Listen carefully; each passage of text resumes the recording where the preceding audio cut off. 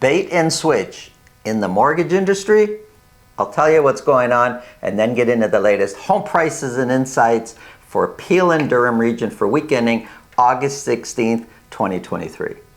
Now, I don't talk too much about mortgages and certain legal issues. I mean, look, as a realtor, I have experiences with mortgages and legal issues and home inspections and all these other areas that connect to real estate.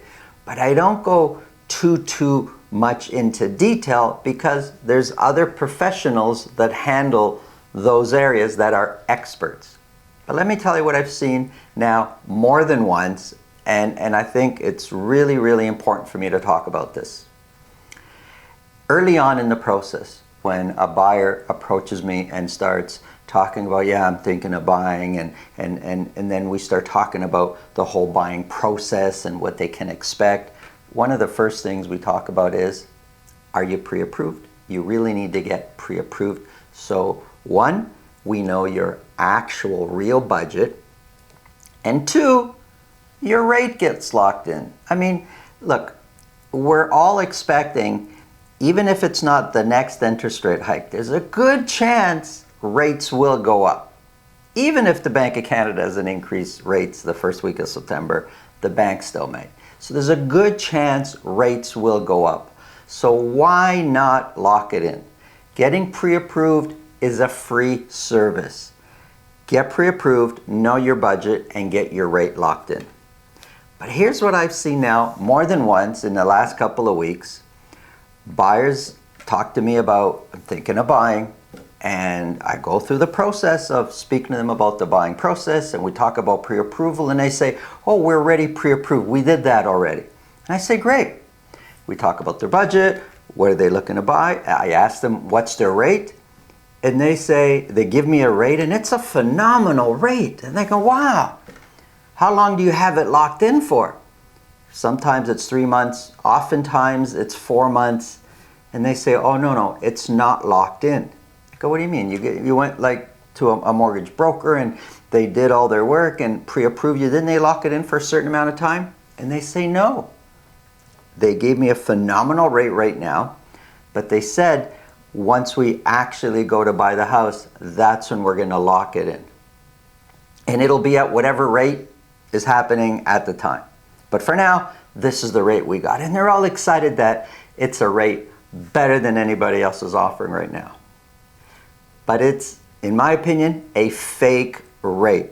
There is no way they're honoring that rate, because the minute, even if it's 2 days later, they buy a house, they're going to reevaluate the rate and say, here's the market rate right now, and that's what they're going to do. And many buyers, like people in general, human nature, most people are loyal as a trait. Like we go to the same barber, well, me not so often, but we go to the same barber, we go to the same stores, we do the same thing, we go to the same mechanic. Unless that other person gives us a reason not to go, we keep going back because we're comfortable with that. So the buyer, instead of going through the whole pre-approval process with somebody else, is going to go back to that mortgage broker, and when it comes time to lock in their rate, it's going to be much higher, and the mortgage broker, being a savvy salesperson, is going to talk them into, this is the new rate, and that buyer is going to end up basically spending much more on their interest. It's the bait and switch, and this is how, I can't believe it's going on, but we can believe it's going on. All sorts of crazy things happen out there. I've seen this now more than once. Be careful. Your rate really should be locked in. That's part of the process. The first couple of times I saw it, I thought, that's strange. I've always known, if you watch the Friday show with Anthony Venuto from In Touch Mortgage Solutions, if you watch that show, Anthony is the mortgage broker I normally refer when somebody needs a mortgage. His rate is always locked in. So again, even in the mortgage industry, in the real estate, in any industry, who you hire matters. Be careful about it's a too good to be true interest rate. because it's probably not true. If you feel this video can help somebody you know, please pass it along. If you get value from what we're talking about, subscribe. If you want to speak with me about your real estate situation, selling, buying, it's really simple to get a hold of me. Below this video in the description is a link to my calendar. Click on that, book a time that's convenient for you, and we'll talk about whatever's on your mind. Now, let's get into the numbers.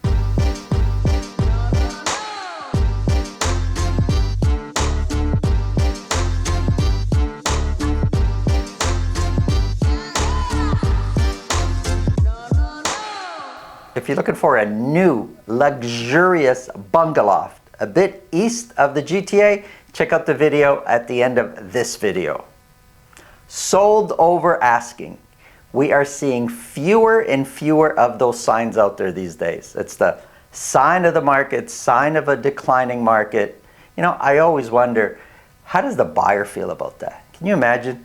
Buyer is competing, buys a house, pays a bit more, all excited the next few days, gets his family in the car, gets the in-laws or their parents, let's go drive past the house we saw, and then there's a big sign there, sold over asking. I always wonder, how does the buyer feel about seeing that sign out there? Anyways, let's get into the numbers here. Here we have, for detached properties only, average sold price for 3 months. For the red over here is Durham, Brampton, and Mississauga. Mississauga always has the highest average sold price of these 3 areas that I'm covering here. And I've put a line here. I basically divided the 3 months in half. You can see this half here is higher than this half here. Prices over the last 3 months have been declining. Let's take a closer look at Mississauga. Again, for detached properties only for Mississauga right now, broken down by week, this time for a whole year. Sales, 28 detached properties were sold for week ending August 16th. 4 of those were at $2 million or more. Sales have been declining. Originally, since the beginning of the year though, they were going up, and sometime mid-May things turned around and sales have been declining ever since. Average sold price from 1 week to the next, it did go up. It went up by quite a bit. It's now sitting at $1,437,000. But overall, since around beginning of June, average prices have been declining. Compared to last year, 1,437 is 4% lower than last year's average sold price. The median price of $1,411,000 is the other way. It's 14% higher than last year's median price. And I'm using the dotted line now as a guide. The dotted line is a 4-week moving average. Average price and median price over the last 3 months has been trending down. Sales, we said 28 have sold, only 18% of those. Now I know 28 is not a lot, but 18% sold at list price or more. We used to be in the 50s and 60s, and before that we're in the 70s and 80s. From just in 3 months we went from 60% selling at list price or more, now we're down to 18. And maybe this 1 week is a bit low, but before that we're at 35. So the percentage selling at list price or more is coming down. Listings have been trending down. Active listings, the amount of properties not sold and available for sale, has been trending up. So more and more properties are sitting out there. That's one of the reasons prices are coming down. The more choices a buyer has, if he doesn't buy this one, he's going to buy that one. If not that one, he'll buy that one, or wait, and in a week or so there's going to be more listings. The more properties that are out there tends to have a negative effect on price. Months of inventory, 3.9. Months of inventory is going up. It's very clear to see at the beginning of this chart we're at 0.8. We're now at 3.9, very much a balanced market in Mississauga. Here is Brampton. 38 detached properties were sold. It's been basically the same for the last 3 weeks. No properties sold at $2 million or more. Average sold price has come down to $1,143,000. I put a star here because comparing to the lowest month that we had, which was last year, October, we are lower than the lowest average sold price for the month of October last year. So 1,143,000 compared to last year, that's 5% lower than where the average sold price was a year ago. The median price of $1,088,000 is 6% lower than a year ago. And the dotted line, the 4-week moving average, pretty clear. In Brampton, detached properties have been declining, or the average sold price has been trending down. Of the 38 that sold, 29% sold at list price or more. We used to be in the 80s, 70s, high 50s, 60s. We were in the 40s for a while, but for this week we're at 29% selling at list price or more, less than a third. Sales, we said, are trending, sorry, this is listings. Listings have been trending down. Active listings, the amount of properties available for sale, are more and more. They're more abundant. There's more properties to choose from. That's been going up, and months of inventory as a result has been trending up. Not so much on a straight line, but we were from 1 month of inventory. We're now pretty clearly, for the last 3 weeks, we've been in the 4+ months of inventory, currently sitting at 4.3 months of inventory. We're starting to approach a buyer's market, which is north of 5 months of inventory. We're now at 4.3. There's going to be pockets of Brampton that are going to feel like a buyer's market. Here is Durham region. Now for Durham, I'm using Pickering, Ajax, and Whitby as my Durham sample. 45 detached properties were sold, which is up from the previous week. Overall, sales are trending down, but week to week, higher this week than the previous week. 3 of those properties sold at $2 million or more. Average sold price jumped way up. I put a big question mark here, like, what happened? Well, I know what happened. The 3 properties selling at $2 million or more, especially compared to last week, which was none. Sorry, not last week, the previous week. And the previous 2 weeks, which was only 1, that has a profound effect on average sold price, especially when sales are as low as they are. So average sold price did jump up because of the mix of the luxury properties that sold for week ending August 16. But overall, average sold price have been trending down prior to this 1 week. Compared to last year, 1,229,000 is 2% higher than where the average sold price was a year ago. The median price of 1,105,000 is 2% lower than where the average price, the median price was a year ago. And the dotted line, the 4-week moving average, has been trending down. Now for this 1 week, I know prices are up, but overall it's been trending down. The 45 that sold, 53% sold at list price or more. Now for Durham, as far as one of the GTA neighborhoods, the Durham area has one of the most activities. It has one of the lowest months of inventory, which we're going to get to now, but it also has one of the highest percentages of properties selling at list price or more. So for Durham, we're sitting at 53%, more than half sold at list price or more. We used to be in this high 70s and 80s, however. So 53 is a big drop for the Durham region.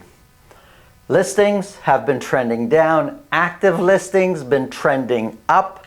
Months of inventory, 1.6 from 1 week to the next, came down, but overall, we were sitting at 0.5, 0.6. We're now at 1.6. The week before that at 1.9. Things are changing in Durham, although it's still quite competitive in Durham region. Nothing like what it was over the last, prior to 2 and 3 months from now. Here are condos. These are condo apartments for all of Peel region. Sales jumped way up over the last few weeks. 46 condos were sold.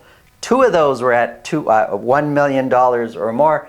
Average sold price was trending down. This 1 week, though, it jumped up to $642,000. $642 is 7% higher than where we were a year ago. The median price of $610 is 9% higher than where we were a year ago. This is just for 3 months, and if we kind of go to the beginning of the 3 months ago, prices were trending up. Sometime the middle to end of July, prices started to trend down for condos in Peel region. Of the 46 that sold, only 20% sold at list price or more. It's not many. We used to be in the 50s and 60s. We're now at 20% selling at list price or more. Listings, active listings are increasing. Listings went way up from 1 week to the next to 124 that were listed, and months of inventory a bit all over the place, but definitely much higher than where we were 3 months ago. We were sitting at 1.5, 1.6. We've had weeks of 4. Now we're at 2.9 months of inventory, so double where we were just 3 months ago. Here's a quick summary. In most cases, we're sitting in a balanced market. There are few special, highly sought after pockets and neighborhoods where the sellers are still in charge. But for most places, most neighborhoods, it's pretty much a balanced market. In some neighborhoods, especially those that have an abundance of listings, you'll get the feeling of it being a buyer's market in those neighborhoods. Thanks for watching. Now check out the awesome bungaloft I spoke about right now. Welcome to 323 Rideout Street in Port Hope. This bungaloft is just minutes from Lake Ontario, and it comes with all the high-end finishes and upgrades that you could want. In all, it's about 3,300 square feet, 3 bedrooms, and the main floor is where you'll find the principal bedroom. It has a 3-car garage, a 2-story great room, Cambria quartz counters throughout, custom cabinetry throughout, even has a pet washing station. Have a look for yourself.